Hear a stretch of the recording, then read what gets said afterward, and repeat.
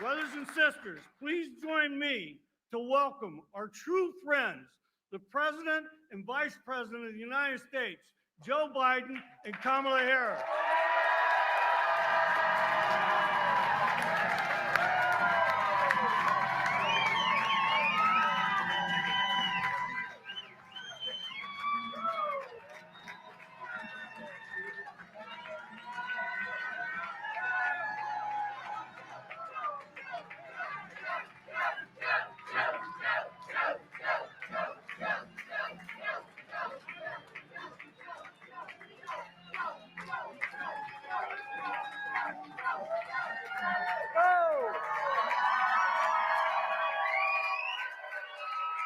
Hello, hello, hello. Hello, Pittsburgh.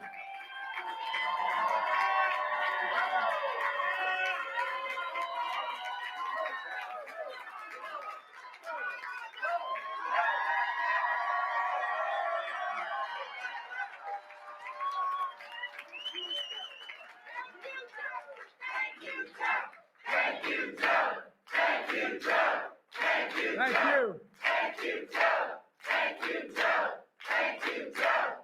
Thank you, thank you, thank you. Well, I've celebrated many Labor Days in Pittsburgh. And it's always good to be back with so many great friends. Many of whom flew with me on Air Force One today represents the unit that's been with me since the beginning of my career. They're not that old, but since I was a 29-year-old kid. I want to thank Liz Schuler, the AFL-CIO, and Kenny of the IBEW for that strong endorsement. By the way, we have an expression in Delaware. IBEW, when I ran for president, they're the ones that brung me to the dance starting off. Not a joke. And Dave McCall, the steelworkers.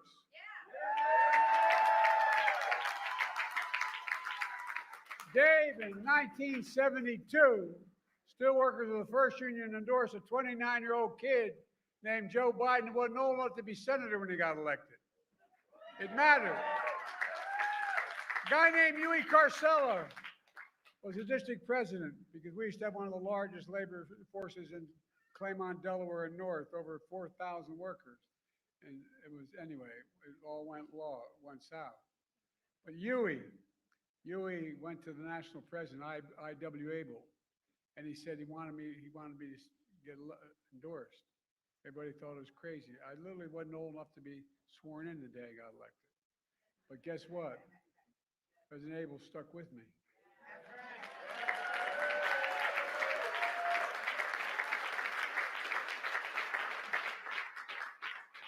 And they got stuck with me for the rest of my career. Eric Dean of the Iron Workers, Tim Driscoll of Bricklayers, April Bell of the SEIU, Lee Saunders of AFSCME, and a great friend, Roy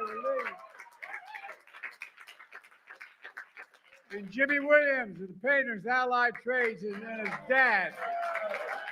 His dad is a really good man. Mike Coleman, a sheet metal worker.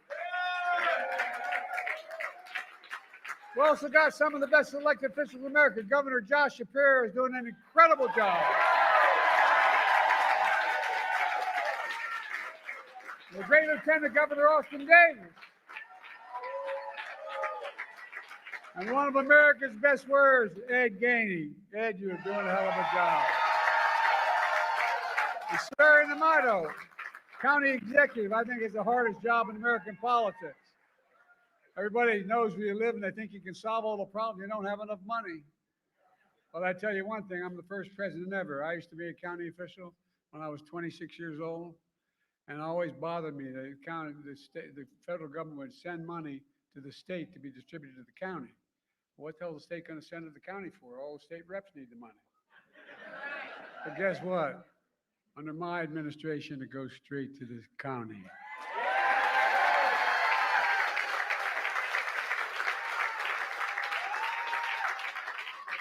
One of my best friends, My name's Joe Biden. I'm from Scranton, Pennsylvania.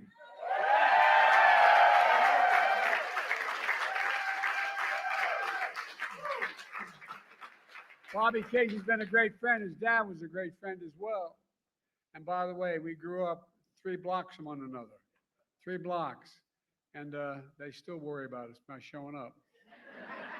And guess what? I was on North Washington Avenue. He was in Adams. Guess what? They renamed North Washington Avenue down where I live Biden Way. Worth the effort.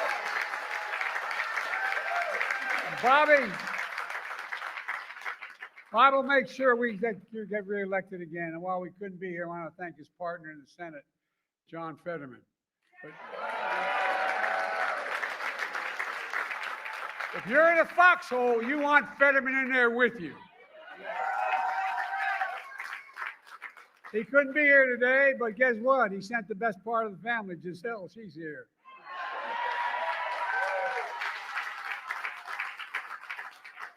Let me just say, it means so much to be with a true friend, the Vice President and the next great President of the United States of America, Kamala Harris.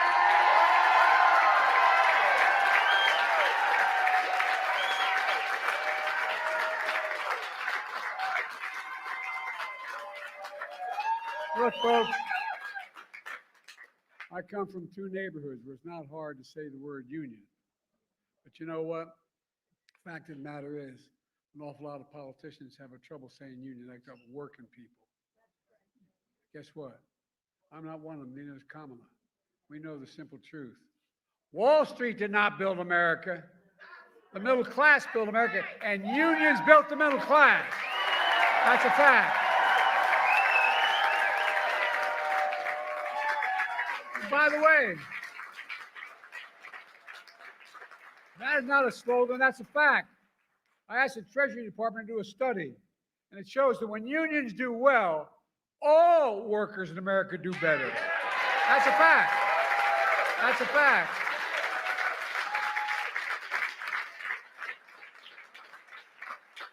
It's the biggest reason why our economy is the strongest economy in the world today, without question. Because of unions. You know, my dad, like many of his generation, going into World War II, wasn't able to go to college. My dad was a really well-read guy, and he was always engaged. And he'd come home from work before he'd go back, close up the shop, and for dinner. And the dinner was a place where we had discussions and incidentally ate. You know, my dad taught me. My dad would say this all the time. Remember, Joey, a job, and I give you my word to this, a job is about a lot more than a paycheck. It's about your dignity.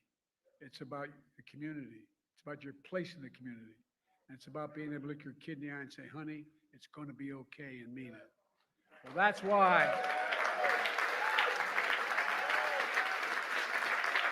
That's why Kamala and I are so proud.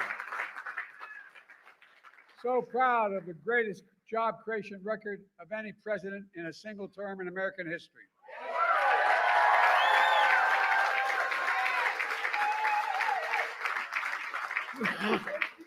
$16 million new jobs so far. 800,000 manufacturing jobs.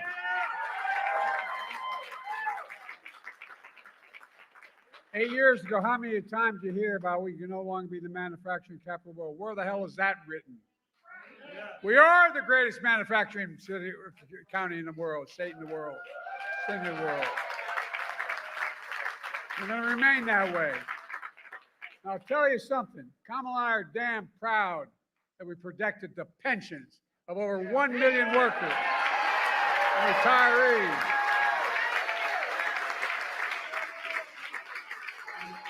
Remember all those years of promise we're going to do something about it?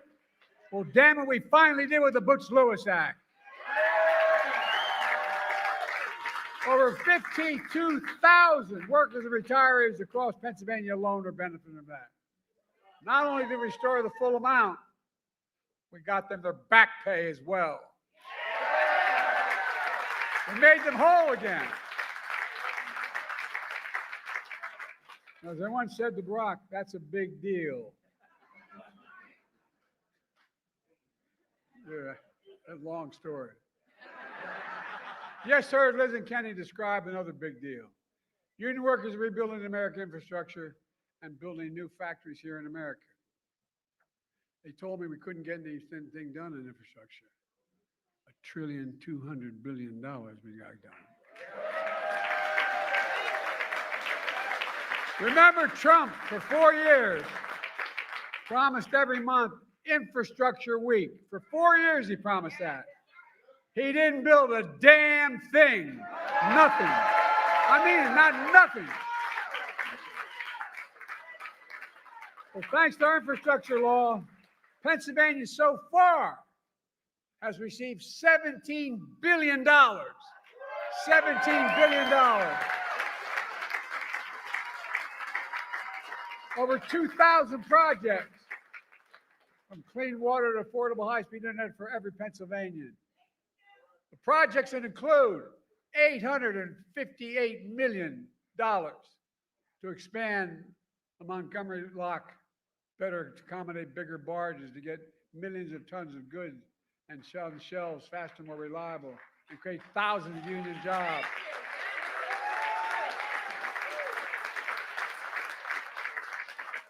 I was working on the Great Lakes and I got a call from Senator Casey. He's been no bigger champion than Casey for this. You know what I call him? I call him the Casey Locks. Not Goldilocks, the Casey Locks.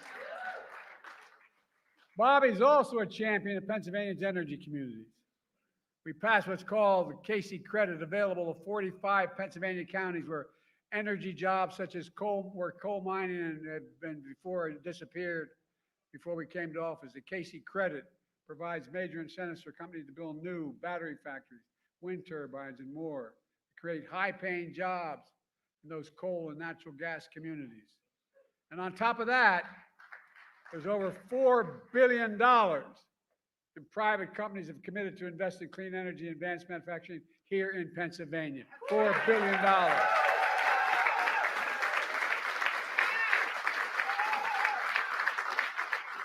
And guess what?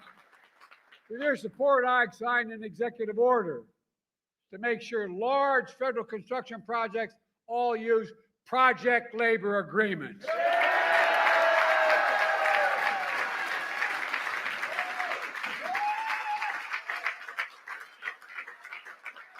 Folks at home and maybe watch this and tell them know what a project labor agreement is. It's when contractors, subcontractors, and unions put in place before construction begins what the rules are, before it begins. These agreements make sure construction is top-notch, on time, on task, and by the way, on budget.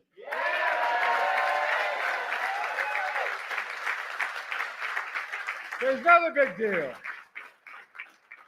Buy American. That's been the law since 1930. I got to admit, I've been around, I'm only 40, but I've been around a long time.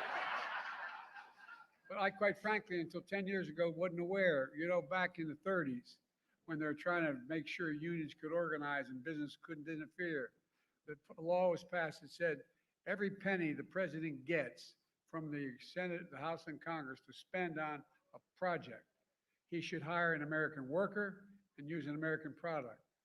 But past administration, seriously, past administration, including my predecessor, failed to buy America. They shipped jobs overseas where labor was cheaper and brought home the product that was more expensive. But not anymore. Federal projects build American roads, bridges, highways, and they'll be made with American products by American workers. That's why. That's why we're creating all these. I'm serious. It's simple and basic. That's why we're creating so many good-paying jobs. In fact, we're requiring those kinds of projects to pay Davis-Bacon prevailing wages so they're jobs that can raise a family on.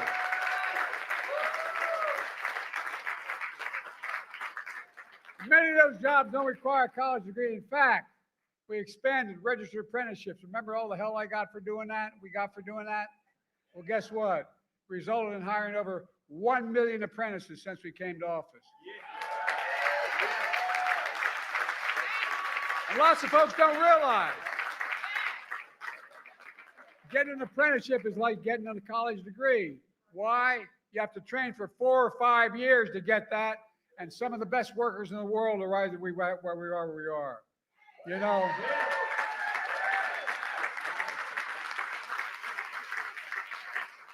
when you're in Pittsburgh, you're standing with steel workers. Let's be clear. I believe in American steel companies, American-owned and operated steel companies.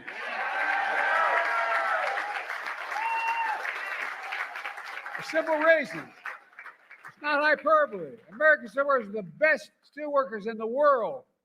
And I made it clear last time I was in Pittsburgh, United States Steel, an iconic American company for more than a century, is going to remain an American company.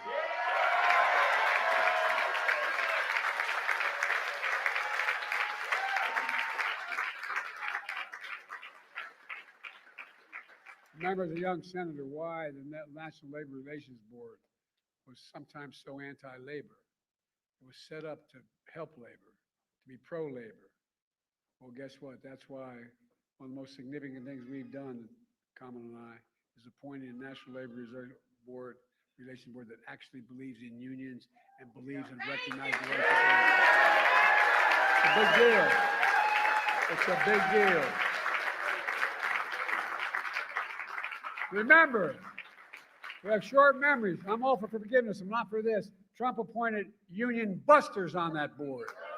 No, that's a fact. But it's real. It affects people's lives. We're going to let that son of a gun do that again? Folks, we made a lot of progress, and Kamala and I are going to build on that progress, and she's going to build on it.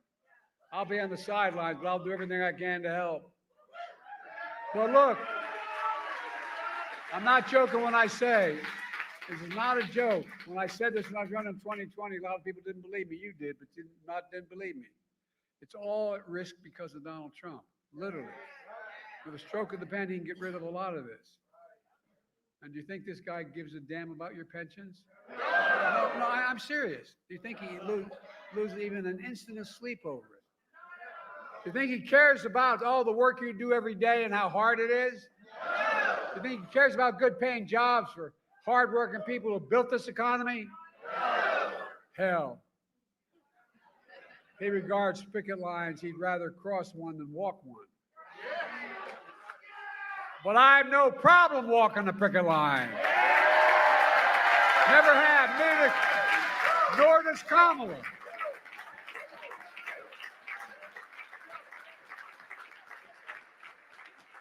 We'll always walk alongside you. Union workers built this country. And again, that's not hyperbole, that's a fact. These are facts. These are not campaign slogans. Let me close with this. 5 years ago, I began my campaign for president right here in Pittsburgh. I said one of the reasons I was running was to rebuild the backbone and spine of America, the middle class and working class folks. Not a joke. Think about it. Think about it. Well, 5 years later, we've done just that.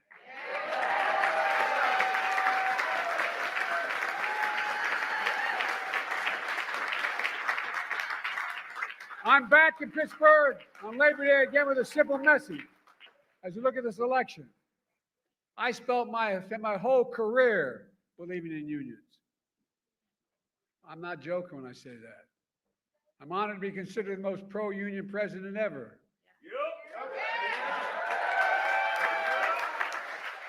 And by the way, remember all the talk, Biden got elected, he's going to do a planned economy, we're going to collapse, and there's going to be all this caving in.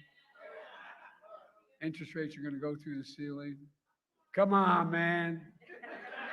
I'm here to tell you, it's about increasing the strength of your unions, which is all about. If you care about hardworking people, just give them a fair shot. Everyone in America deserves a fair shot. A fair shot. If you care about the dignity of work, and I mean it matters, the dignity of work, the way you're treated, the decency. I remember when my great-grandfather was only the second Catholic elected statewide to the state Senate here in Pennsylvania. And I remember they talked about when they're running against him in 1906, they said, guess what? They said, he's a Molly Maguire. You know what a Molly Maguire was? Well, those of you who don't, a Molly Maguire, back in the old days, when we Irish and the Catholic came, and then the Poles and others that were Catholic, when they came to the United States of America in the beginning of the 1840s, and late 1840s, they made their way down into Pennsylvania. A lot of them, and there's a tier in the coal mines. Those guys who got there last ended up being the last people in the coal mines. But a lot of the English owned the coal mines, and what they did was they'd really beat the hell out of the mostly Catholic population that was in the mines. Not a joke, not a joke. But there was a group that called the Molly Maguires. And the Molly Maguires, if they find out the foreman who was taking advantage of an individual, and they'd literally kill him. Not a joke. And they'd bring his body up and put him on the doorstep of his family. Kind of crude. But I got to admit, they accused my great-grandfather of being a Molly. He wasn't. But we were so damn disappointed. You know, that's a joke. That's a joke. Look, it's about the dignity of work. It's about how you're treated. And when I met with the IBW, when I started off this last campaign first, I said, there's two things I'm asking of me. And I said, two things I'm asking of you. One, you've got to open up your unions to more women. Not a joke. And two, to more minorities. You've done both that. And guess what? Instead of having support of 30% of the American leaders, now we're 65% of the American leaders support the American union movement.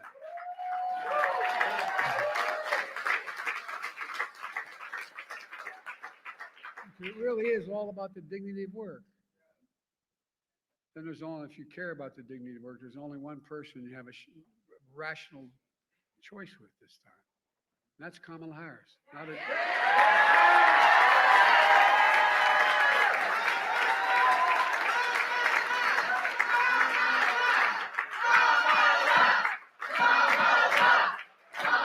let me tell you about this woman.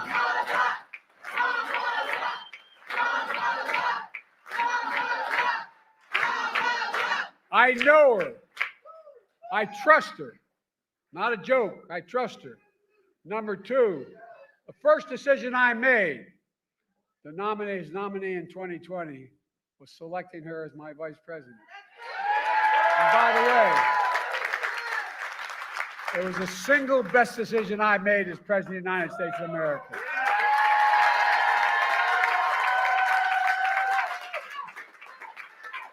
I was watching something sent to me when they asked Barack. They said, Barack picked me as vice president because he knew I could be president. Well, I know she'll be a good president. I know it. I've watched her when all the experts, foreign and domestic policy, would give us advice. Then we'd sit alone in a room. And she has a backbone like a ramrod. And she has the moral compass of a saint. This woman knows what she's doing. Folks, I promise you, if you elect Kamala Harris as president, it'll be the best decision you will have ever made. And Kamala believes as I do. The unions are the spine of this economy. She'll be a historic pro-union president.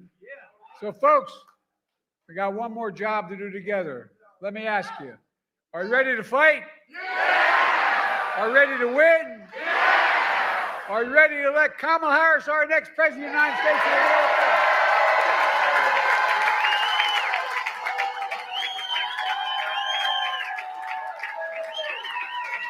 And in the process, are you ready to make Donald Trump a loser again? I've never been more optimistic about America. We have to remember who we are. We're the United States of America. There's nothing, I mean this from the bottom of my heart. There's nothing beyond our capacity. Nothing. When we do it together. And that means elect my friend, our great Vice President, President of the United States, Kamala Harris.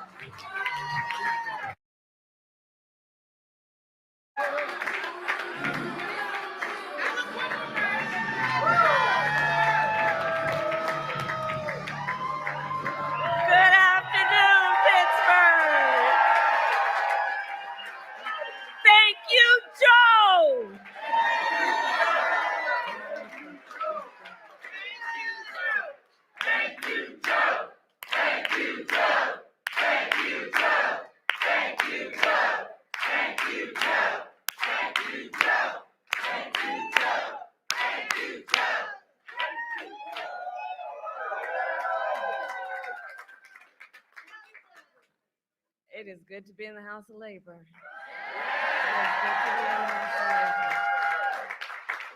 And it is good to be back at IBW Local 5. And can we please give it up again for our President, Joe Biden.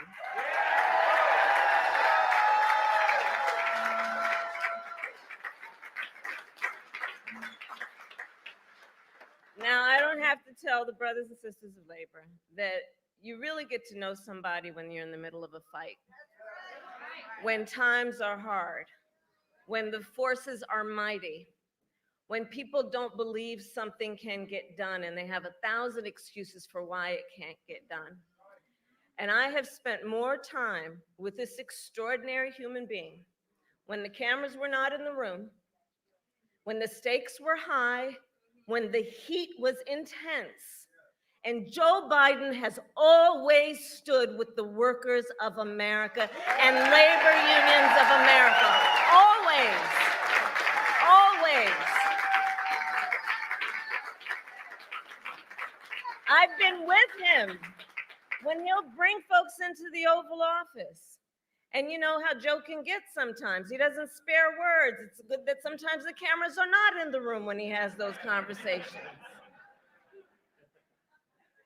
Because the thing about the Joe Biden I know, and I know you know, because he has been a friend of labor for so long, for his whole life. Joe Biden can be quite impatient. And that's a good thing for that kind of leader. Quite impatient. And I say to all of the friends here, the press that's in the room, history will show what we here know. Joe Biden has been one of the most transformative presidents in the United States that we have ever witnessed.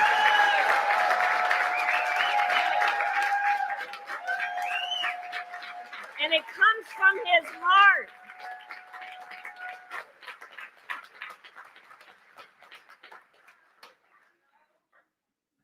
And you know, Joe and I talk a lot about the fact that we are so proud to be the most pro-union administration in America's history. And it is thanks to your leadership. And as we know, Joe's still got a lot of work to do, so let's also understand that.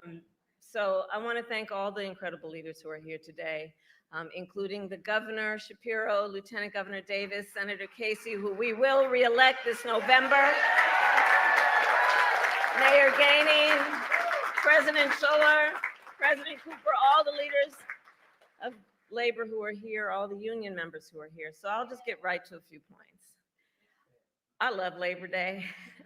I love celebrating Labor Day. And Pittsburgh, of course, is a cradle of the American labor movement. It is the birthplace of the AFL, headquarters of the steelworkers, home to Firefighters Local 1, and of course, the historic IBEW Local 5.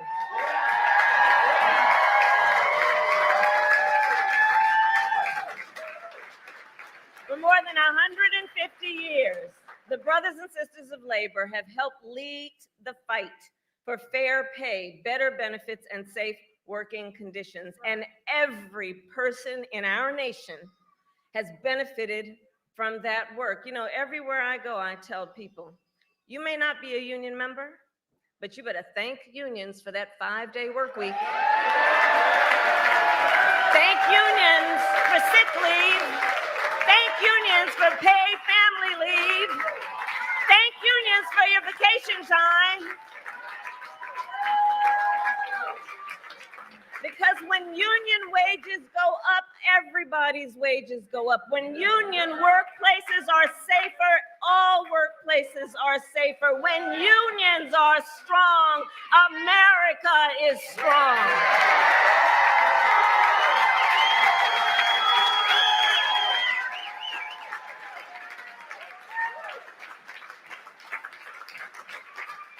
And we are clear.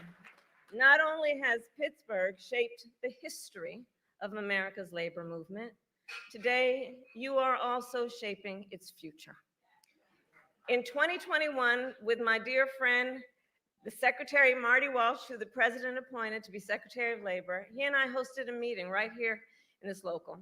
And it was part of the White House Labor Task Force that I lead. That day, we met with a group of computer programmers who were working to form a union. 1 month later, they signed their contract and became one of the first technology unions in our nation. Standing on the shoulder of all those who have been here and fought the good fight. So Pittsburgh, I remind us of that to say together, we are fighting to build an economy that works for all working people. And that has always been the vision of the labor movement. And that is the vision of our campaign. You know, in this election, there are two very different visions for our nation. One, ours, focused on the future. The other, focused on the past. We fight for the future. We fight for a future of dignity, respect, and opportunity for all people.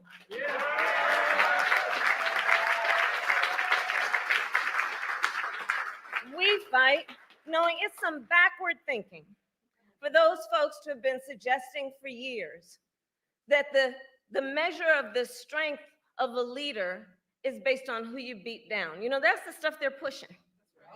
That the measure of the strength of a leader is based on who you beat down, when we know the true measure of the strength of a leader is based on who you lift up. Who you lift up. Do you fight for workers? Do you fight for families? Do you fight for those who must be seen and heard and deserve the dignity that comes with hard work? That's what we fight for. And when you know what you stand for, you know what to fight for. So we're 64 days out from this election. Ballots in Pennsylvania will start dropping in 14 days.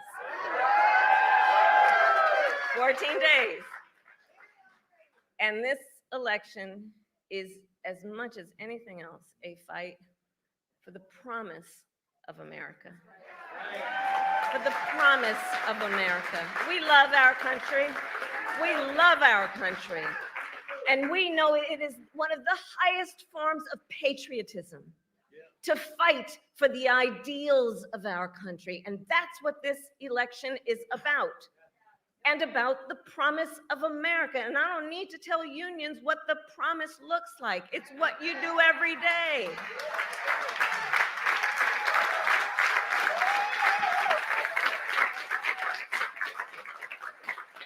But as we fight to move forward, Donald Trump is trying to pull us backward, including back to a time before workers had the freedom to organize. He's going to jail. Well, the courts will handle that, and we will handle November. How about that? We'll handle November. Let the courts handle that other thing. But we're not going back. We're not going back. We're not going back. And one of the ways we're going to guarantee we don't go back is that we remember. Right? It is important to remember what that was and what it is.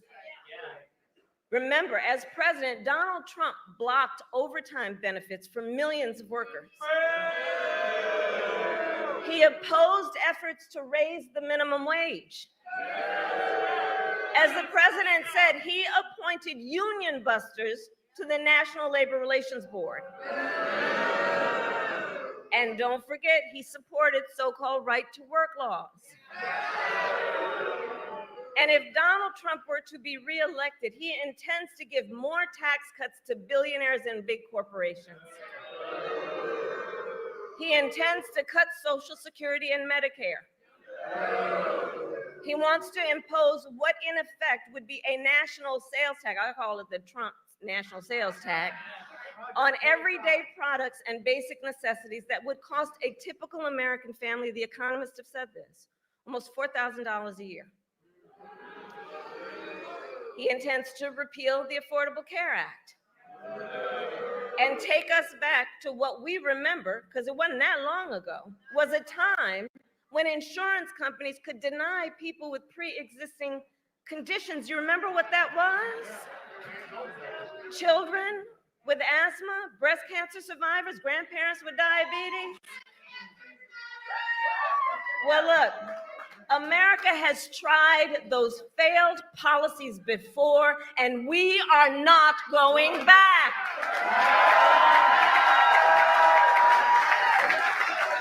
We are not going back. Not going back.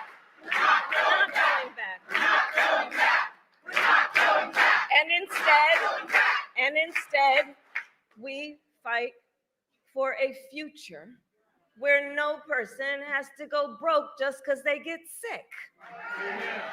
And so, building on the work of President Joe Biden and I and the work we have done in the White House, we will continue to strengthen the Affordable Care Act and make prescription drugs affordable for all Americans. We fight for a future where every worker has the freedom to organize, and we will pass the PRO Act and end union busting once and for all, and Bob Casey will help us do that.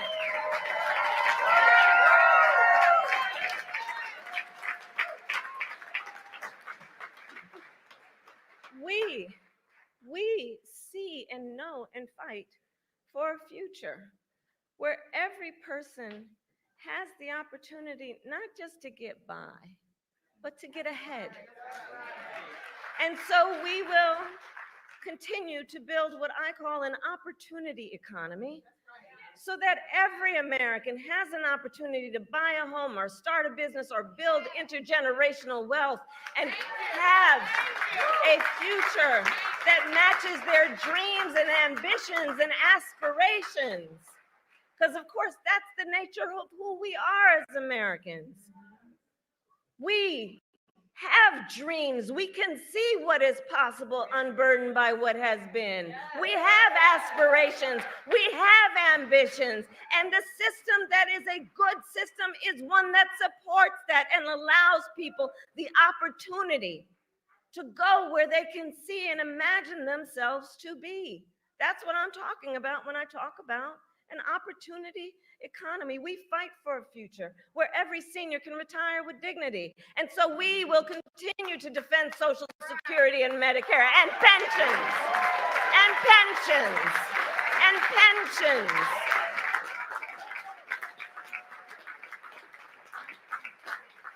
And we will continue to strengthen America's manufacturing sector. And on that point, the president mentioned it.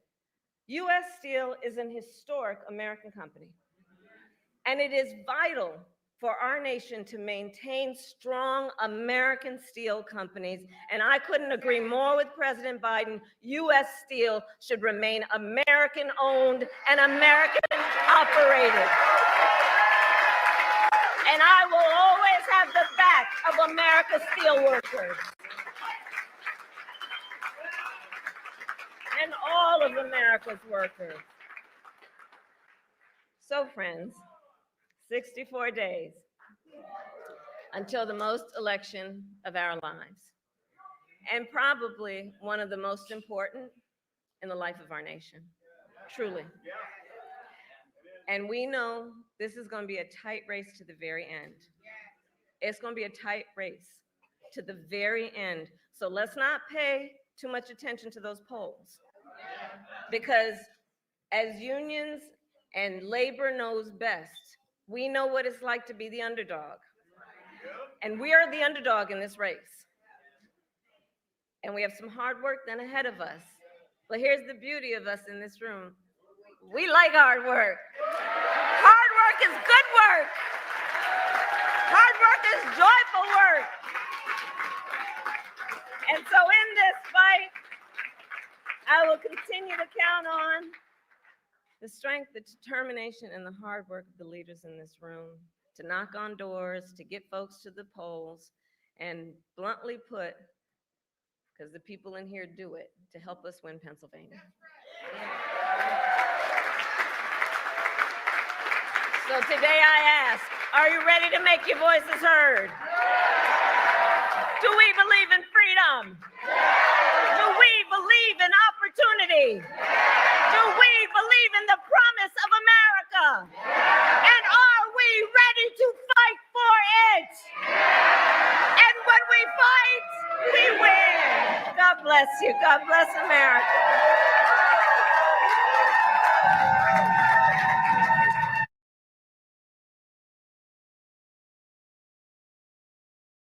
So this is really who Donald Trump chose as his running mate? I'm a never Trump guy. I'm a never Trump guy. I'm a never Trump guy. I never liked him. I'm a never Trump guy. I'm a never Trump guy. I'm a never Trump guy. I'm a never Trump guy. I'm a never Trump guy. I'm a never Trump guy. I'm a never Trump guy. I never liked him. I never liked him. I never liked racism. I'm a never Trump guy. Xenophobia. I'm a never Trump guy. Racism. I'm a never Trump guy. Xenophobia. I'm a never Trump guy. I never liked him. I never liked him. I'm a never Trump guy. I'm a never Trump guy. I'm a never Trump guy. I'm a never Trump guy. I never liked him. I'm a never Trump guy. I'm a never Trump guy. I'm a never Trump guy. I'm a never Trump guy. I'm a never Trump guy. I'm a never Trump guy. I'm a never Trump guy. I never liked him.